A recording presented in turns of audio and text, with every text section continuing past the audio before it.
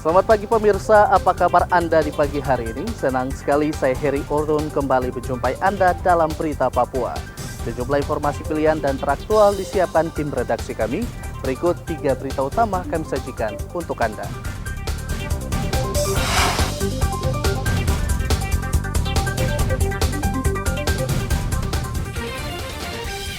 Warga yang mudik di Merauke berdesakan di kapal Muyu. Warga berdesakan antri bantuan langsung tunai di kantor pos Merauke.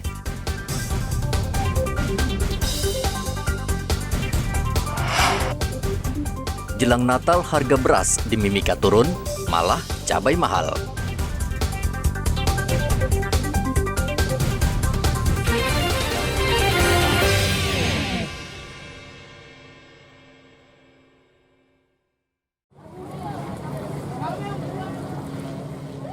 Dermaga Yosudarso Merauke dipadati ribuan penumpang yang ingin mudik atau pulang kampung merayakan Natal dan Tahun Baru. Mereka berdesak-desakan untuk menaiki kapal motor Muyu yang bertolak membawa mereka ke Pulau Kimam, Merauke. Penumpang berjuang untuk mendapatkan tempat tidur di atas kapal. Bahkan tidak sedikit dari mereka memanfaatkan dek kapal agar bisa beristirahat. Mau numpang kapal apa? KMP Muyu nih kah? Iya. Mau kemana dek? Ke Kepi. Dalam rangka apa?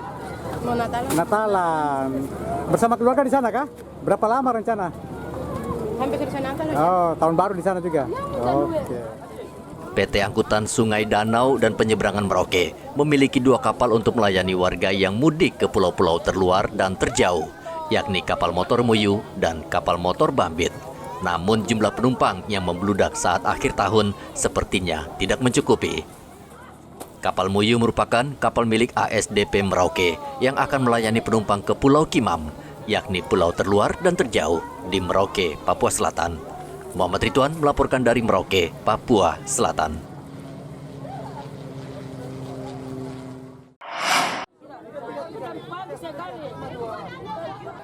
Ribuan warga dari 12 kelurahan di distrik Merauke, Papua Selatan sejak 7 pagi sudah antre di halaman kantor pos Merauke. Mereka tidak mau menyia-nyiakan waktu untuk mendapatkan dana bantuan langsung tunai. Namun, seperti yang sudah sering terjadi, warga harus antre lama karena hingga pukul 2 siang belum ada tanda-tanda pembagian akan dimulai. Kekesalan warga memuncak. Mereka memaki petugas kantor pos yang dinilai lambat melayani pembagian dana.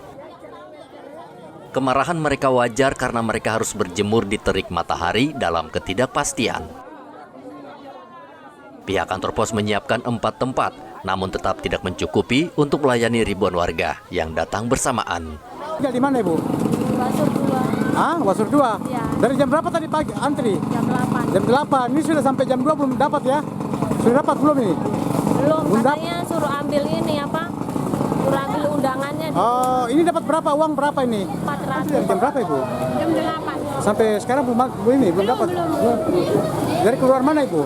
Surat Mama Don dari mana? Nasem. Dari Nasem. Itu berapa jam dari sana ke sini nih? 2 jam. 2 jam ya. Belum dapat uang. Dari jam berapa tadi? dari pagi sekali jalan dari Nasem. Sampai sekarang belum dapat. Kita ada tunggu. Tunggu sampai sekarang ya. Sudah kelurahan Pak ya. 12 kelurahan. 12 kelurahan hari ini. Nah ini dana apa ini Pak? BLT apa yang diberikan ini? El Nino Pak. El Nino ya? El Nino besarannya 200.000 dibayarkan untuk bulan November dan Desember, berarti dia terimanya sekarang 400.000. 400 berarti 2 bulan Pak. Bantuan langsung tunai dari Kemensos akan dibagikan kepada 6.000 warga di Merauke.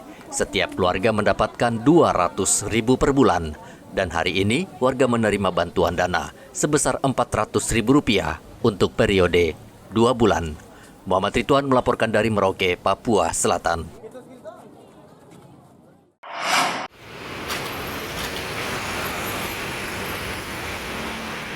Kabupaten Mimika mulai ramai dengan pedagang yang menjual berbagai jenis petasan dan kembang api.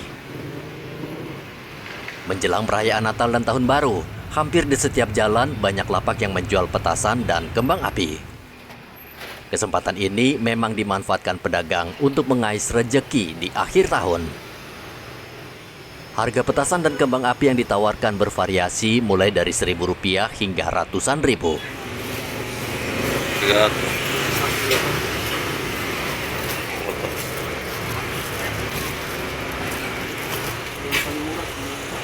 Ada yang 1.000 satu. Kalau yang ini kena 60 satu.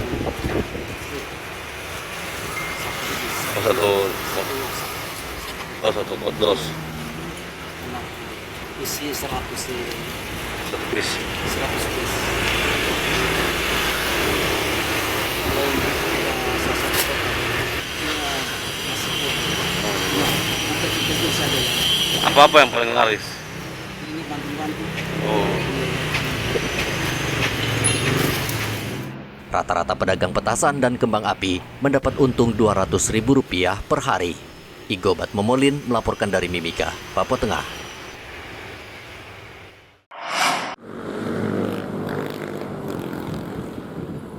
Tim SAR Merauke, Papua Selatan memberlakukan siaga 1 menjelang Natal dan Tahun Baru. Saat akhir tahun, mobilitas masyarakat sangat tinggi, sehingga tim SAR merasa perlu mengantisipasi kemungkinan kecelakaan dan musibah lainnya. Kantor Basarnas Merauke saat ini menyiagakan 22 anggota. Mereka siap digerakkan jika terjadi musibah. Basarnas juga menyiagakan personel di wilayah yang dianggap rawan kecelakaan, khususnya kecelakaan di laut. Karena tahun ini wilayah Merauke sudah memasuki musim hujan yang disertai angin kencang dan gelombang laut yang tinggi. Natal dan Tahun Baru kita sudah melaksanakan namanya siaga SAR khusus dalam mengantisipasi musim penghujan dan juga harus mudik. Yaitu harus mudik yang dimana dari luar ke dalam maupun dari dalam ke luar Merauke. Jadi memang kita untuk siaga SAR khusus ini sudah dimulai kemarin dari tanggal 8 sampai dengan tanggal 18 sampai dengan tanggal 8. Ya. Untuk anggota personel kita Rescuer ada 22 orang, tapi kita juga standby-kan personil ada 92 terdiri dari pegawai dan PPNPM. Tetapi untuk yang melaksanakan siaga SAR khusus yaitu Rescuer berjumlah 22 orang.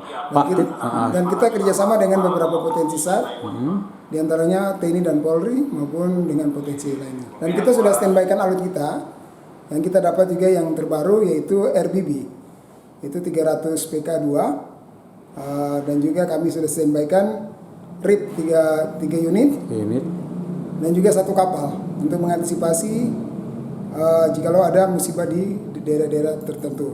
Ya. Tapi untuk mengantisipasi kami juga sudah berkoordinasi dengan teman-teman dari pihak kepolisian dan TNI maupun potensi yang ada di Kumbi sana. Ya. Kawasan yang menjadi fokus pemantauan tim SAR Merauke adalah penyeberangan Kumbe dan Kalibian. Kedua kawasan ini rawan kecelakaan dan Basarnas sudah mendirikan pos tim SAR di lokasi. Siaga 1 berlangsung hingga 8 Januari mendatang. Muhammad Ridwan melaporkan dari Merauke, Papua Selatan.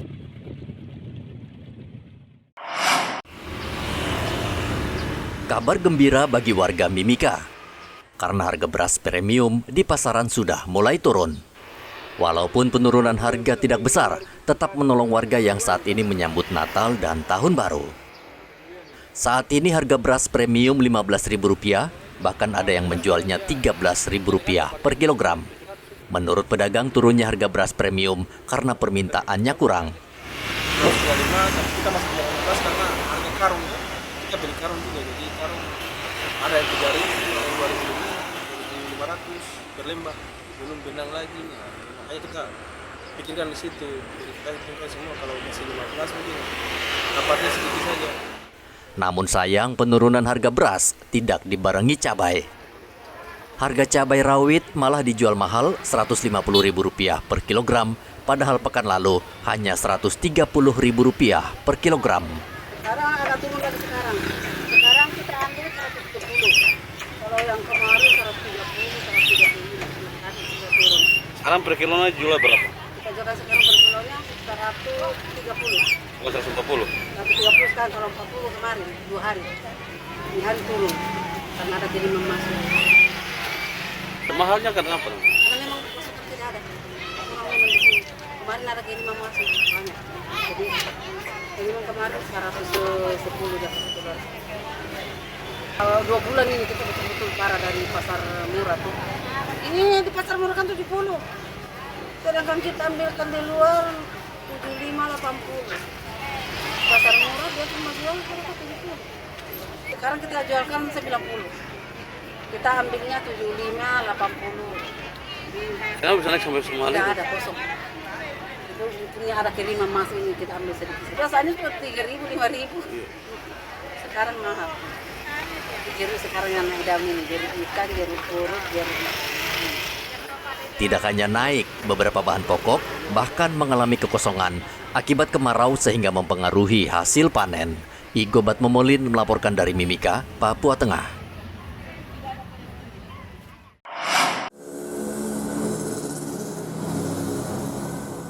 Dampak kemarau panjang yang melanda Merauke masih terasa hingga saat ini. Hasil panen padi di beberapa sentra pertanian seperti kawasan Semangga, Kurik, Tanah Miring, hingga Kejagebob tidak maksimal. Akibatnya petani tidak memiliki stok beras yang cukup dan mereka enggan menjual cadangan beras yang mereka miliki ke pedagang sehingga memicu kenaikan harga beras.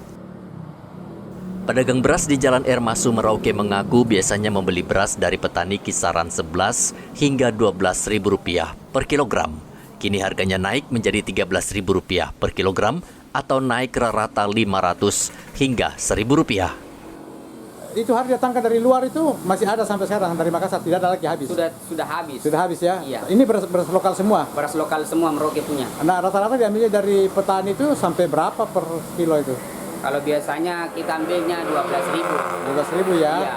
Tadinya berapa itu? Sekarang sudah 13. 13 sekarang ya? Iya. Jadi memang tambah sulit. Tapi stoknya banyak di petani? Kurang. Kurang ya? Iya. Pedagang memperkirakan harga beras akan terus naik karena pasokan yang berkurang dari petani, khususnya beras lokal jenis Ciliwung, Mambramo, dan Inpari 12. Kenaikan harga beras ini tentu sangat disayangkan ketika warga Merauke sedang bersiap merayakan Natal dan Tahun Baru. Muhammad Ridwan melaporkan dari Merauke, Papua Selatan.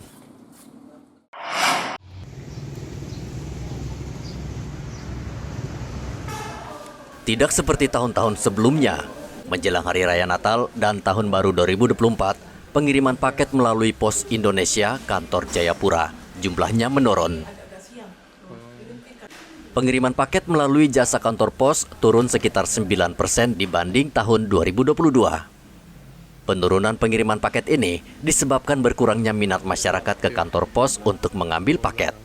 PT Pos Indonesia menargetkan bulan Desember menerima 11 miliar rupiah. Nah, untuk progres persiapan Nataru itu sudah kita mulai di awal bulan Desember. Ya. Nah, sementara ini masih berjalan. Laporannya juga baru nanti akan minggu-minggu ini akan kita cek lagi. Tapi secara keseluruhan sih dari tahun ke tahun, dari tahun 2022 dengan 2023 secara keseluruhan memang kami masih mengalami penurunan.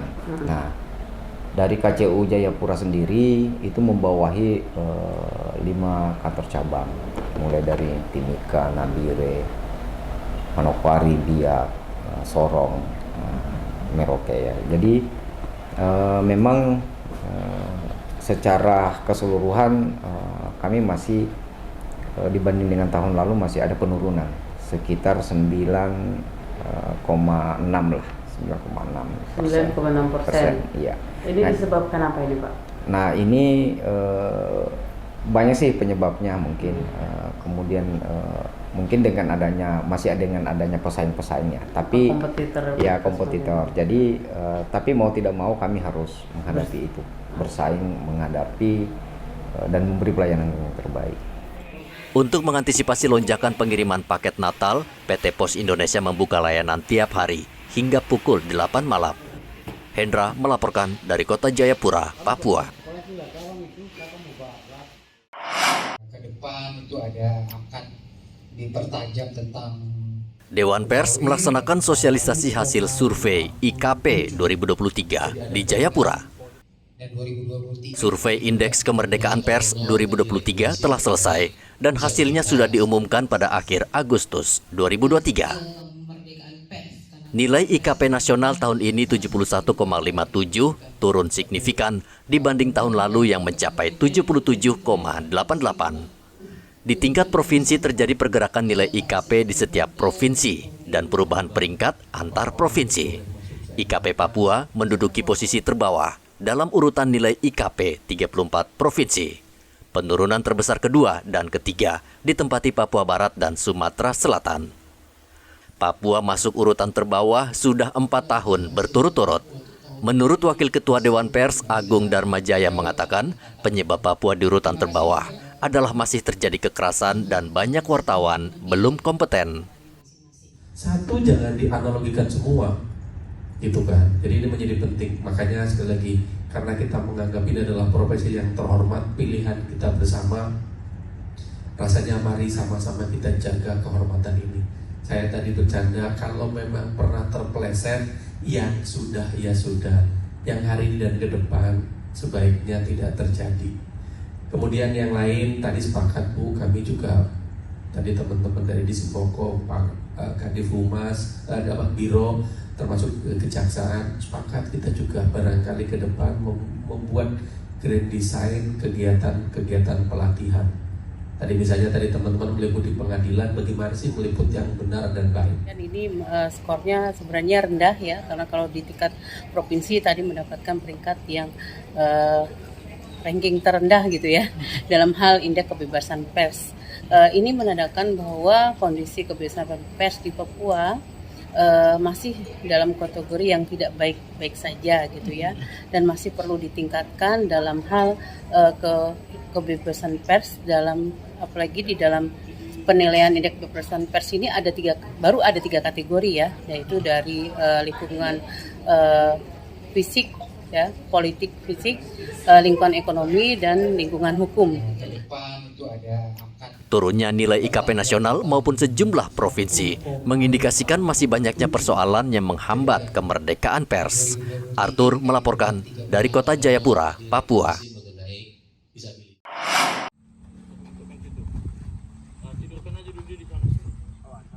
Perayaan Natal di 5 gereja Katolik di Kabupaten Asmat, Papua Selatan tahun ini menjadi berbeda. Kini, para jemaat Nasrani di kelima gereja itu senang mendengar dentang lonceng gereja untuk memanggil mereka beribadah.